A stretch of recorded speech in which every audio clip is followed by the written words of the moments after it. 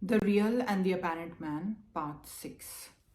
How is it that the whole world believes in going to heaven and in dying and being born?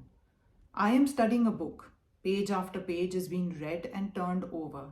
Another page comes and is turned over. Who changes? Who comes and goes? Not I, but the book.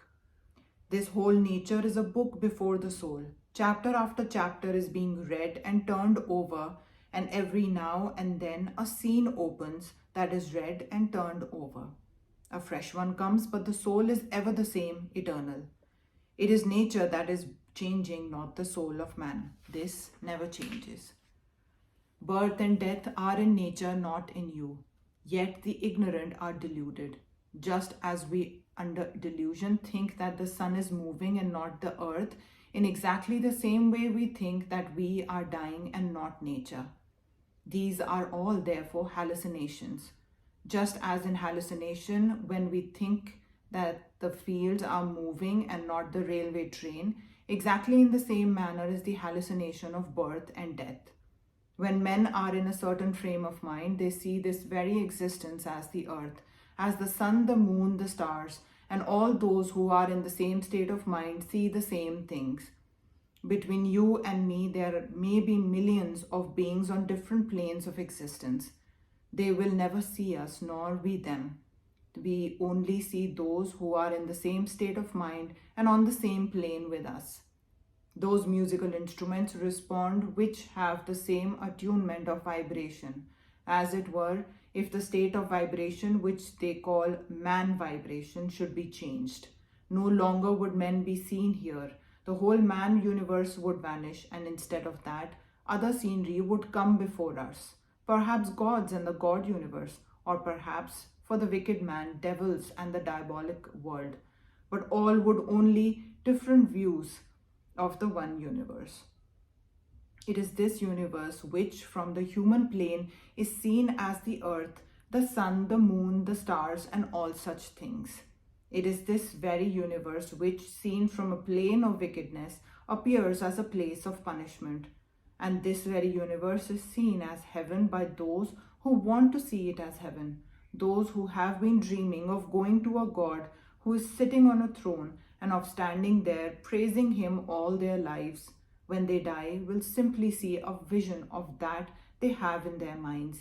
This very universe will simply change into a vast heaven with all sorts of winged beings flying about and a God sitting on a throne. These heavens are all of man's own making. So what the dualist says is true, say the Advaitin, but it is all simply of his own making. These spheres and devils and gods and reincarnations and transmigrations are all mythology.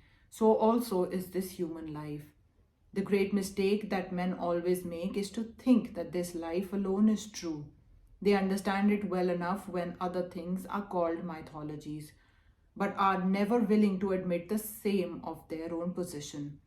The whole thing as it appears is mere mythology, and the greatest of all lies is that we are bodies, which we never were nor even can be. It is the greatest of all lies that we are mere men. We are the gods of the universe.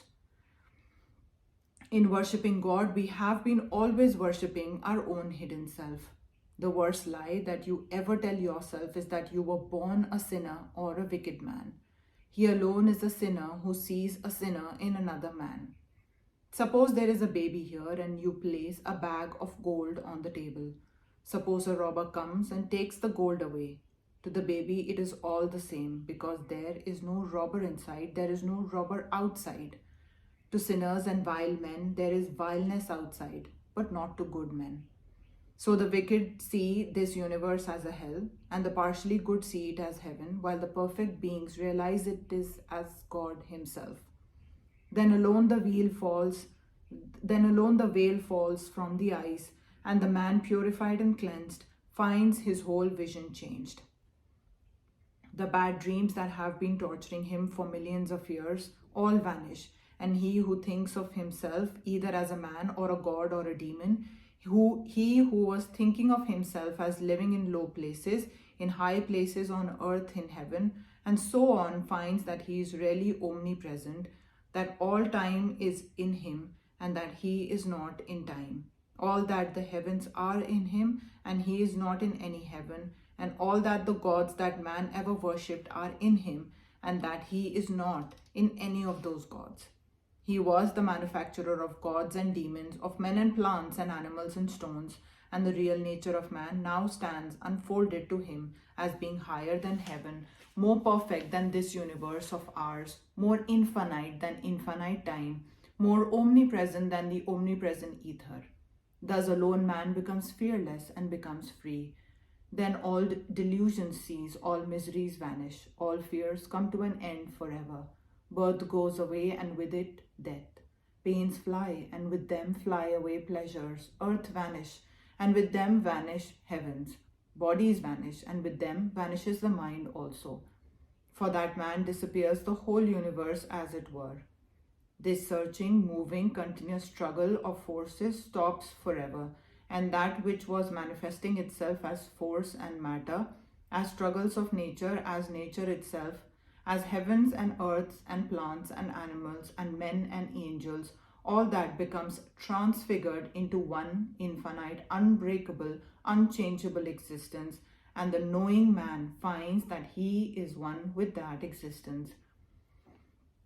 Even as clouds of various colors come before the sky, remain there for a second, and then vanish away, even so before this soul are all these visions coming of earths and heavens, of the moons and the gods, of pleasures and pains, but they all pass away, leaving the one infinite, blue, unchangeable sky. The sky never changes, it is the clouds that change. It is a mistake to think that the sky is changed. It is a mistake to think that we are impure, that we are limited, that we are separate. The real man is the one unit existence.